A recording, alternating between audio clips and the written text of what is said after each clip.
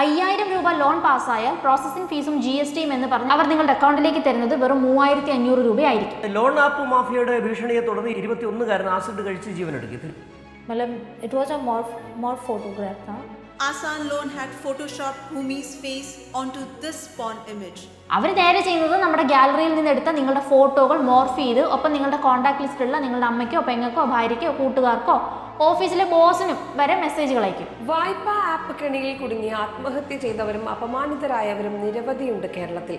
The last 3 years, more than 60 Indians have taken their own lives after being abused or blackmailed by loan apps. പാലക്കാട്ട് മേനോൻപുറം സ്വദേശി അജീഷിന്റെ ആത്മഹത്യക്ക് കാരണം loan ആപ്പിന്റെ ഭീഷണിയാണെന്ന് കുടുംബം. ഇങ്ങനെയുള്ള ഒരുപാട് അനുഭവങ്ങൾ നമ്മൾ കേൾക്കുന്നതുമാണ്. 5 मिनट के अंदर आपके अकाउंट में पैसे आ जाते. ലോൺ തിരിച്ചടവ് മുടങ്ങിയതിനെ തുടർന്ന് മോർഫ് ചെയ്ത ചിത്രങ്ങൾ ബന്ധുക്കൾക്കും സുഹൃത്തുക്കൾക്കും അയച്ചതിൽ മനം നൊന്താണ് ആത്മഹത്യ ചെയ്തത്. കാരണം നിങ്ങളുടെ ഭയമാണ് അവരുടെ മൂലധനം. 5000 രൂപ എന്ന് പറയുന്നെങ്കിലും നമ്മൾക്ക് 2750 രൂപയോ 3000 രൂപയോ തികച്ചേ കിട്ടുള്ളൂ. मैंने कोशिश जरूर किया भरने के लिए. കേരളത്തിൽ പോലും മാനഹാനി ഭയന്ന് എത്രയോ ആളുകളാണ് ഈയിടെ ജീവനൊടുക്കിയത്. അപ്പോൾ ഇവരിൽ നിന്നുമൊക്കെ എങ്ങനെ രക്ഷപ്പെടാം? ലോൺ ആപ്പുകളെ നമ്മൾ 100% പേടിക്കണം. നിങ്ങൾക്ക് EMI പേടിയുണ്ടോ?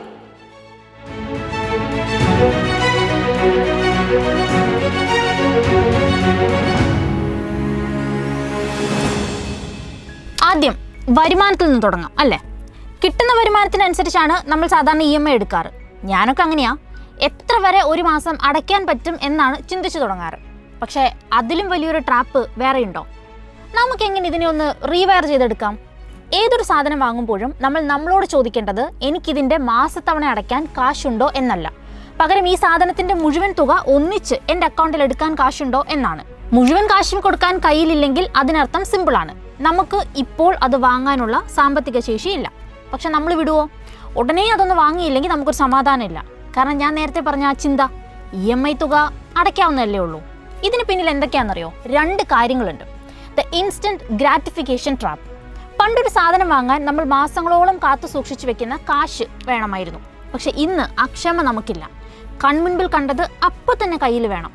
ഈ ക്ഷമയില്ലായ്മ നമ്മളിൽ ഉണ്ടാക്കിയെടുത്തതും ഈ ബിസിനസ്സുകാരാണെന്ന് ഓർക്കണം. രണ്ടാമത് ദ സാലിയൻസ് എഫക്റ്റ്. അതായത് ഒരു വലിയ തുക ഒന്നിച്ച് അക്കൗണ്ടിൽ നിന്ന് പോകുമ്പോൾ നമ്മുടെ മനസ്സിലൊരു വേദന ഉണ്ടാകും. എന്നാൽ EMI ആകുമ്പോൾ ആ വേദന നമ്മൾ അറിയുന്നില്ല, കാരണം ചെറിയ പൈസയാണല്ലോ പോകുന്നത്. അപ്പോൾ എങ്ങനെ ഇതിനൊരു ബാലൻസ് ഉണ്ടാക്കും? പേടിക്കണ്ട. ജീവിക്കാൻ വേണ്ടി നമ്മൾ ഒന്നും വാങ്ങരുതെന്നൊന്നും ഞാൻ പറയില്ല. അങ്ങനെയൊക്കെ നിങ്ങളോട് പറയുന്ന ഈ ഞാൻ പോലും അതൊന്നും ചെയ്യാൻ പോണില്ല. പക്ഷെ എടുത്തു ചാടി പൈസ കൊടുക്കുന്ന പരിപാടി നമുക്കിനി തൽക്കാലം ഒന്ന് മാറ്റിപ്പിടിക്കാം. അപ്പോൾ rule number 1, invest first, EMI next rule. ഒരു പുതിയ EMI എടുക്കുന്നതിന് മുൻപ് ഒരു കാര്യം സ്വയം ഉറപ്പിക്കുക.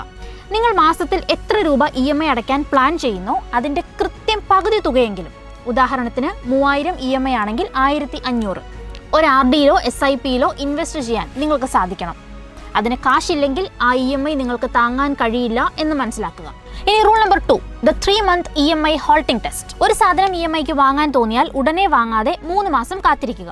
3 മാസം പോലും വെയിറ്റ് ചെയ്യാൻ പറ്റാത്ത സാധനങ്ങളൊക്കെ ഉണ്ടാവില്ലായിരിക്കുമെന്ന് ഞാൻ അങ്ങ് വിചാരിക്കുവാണേ.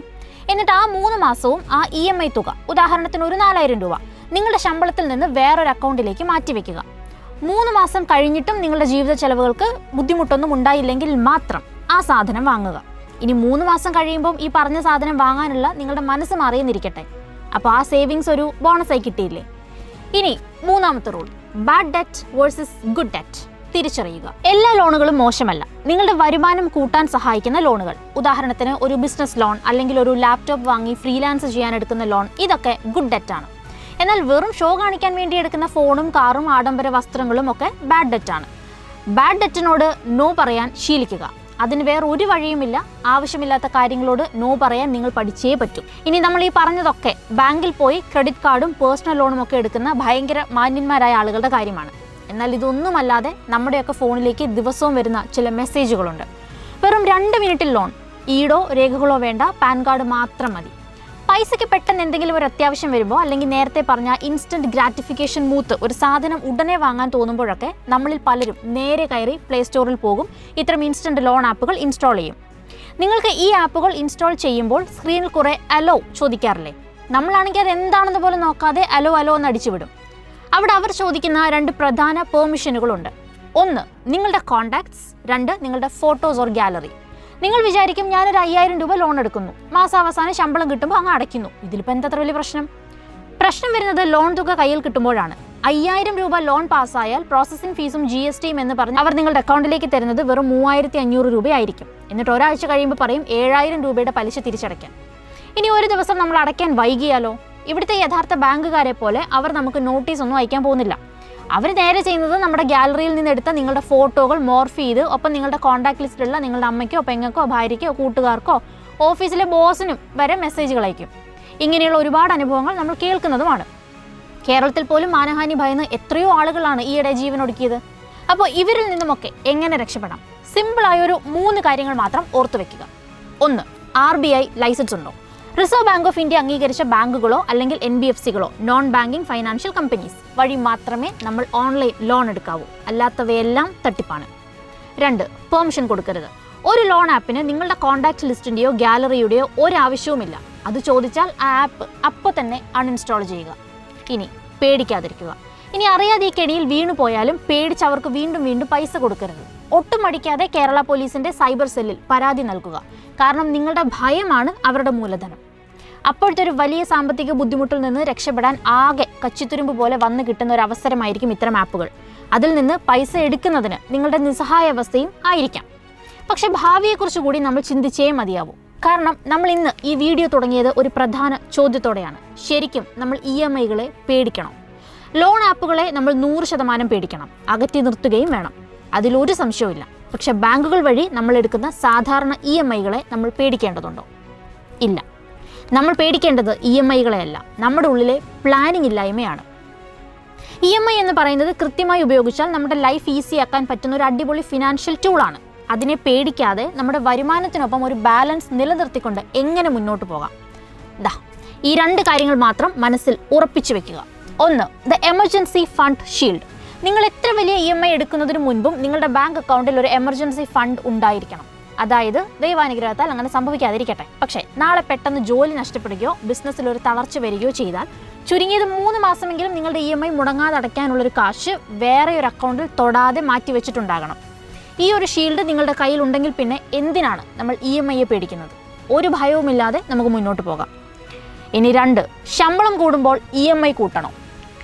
നമ്മുടെയൊക്കെ ഒരു ശീലമുണ്ട്. ശമ്പളം 5000 രൂപ കൂടുമ്പോൾ നമ്മൾ നേരെ പോയി 5000ൻ്റെ പുതിയൊരു EMI എടുക്കും. അവിടെയാണ് ട്രാപ്പ്. ഇനി മുതൽ ശമ്പളം കൂടുമ്പോൾ നിങ്ങളുടെ ആകെ EMI തുക കൂട്ടരുത്.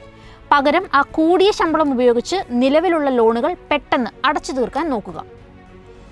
ഒരു ലോൺ അടഞ്ഞു തീരുമ്പോൾ കിട്ടുന്നൊരു ഫ്രീഡം ഉണ്ടല്ലോ, അതാണ് യഥാർത്ഥ സന്തോഷം.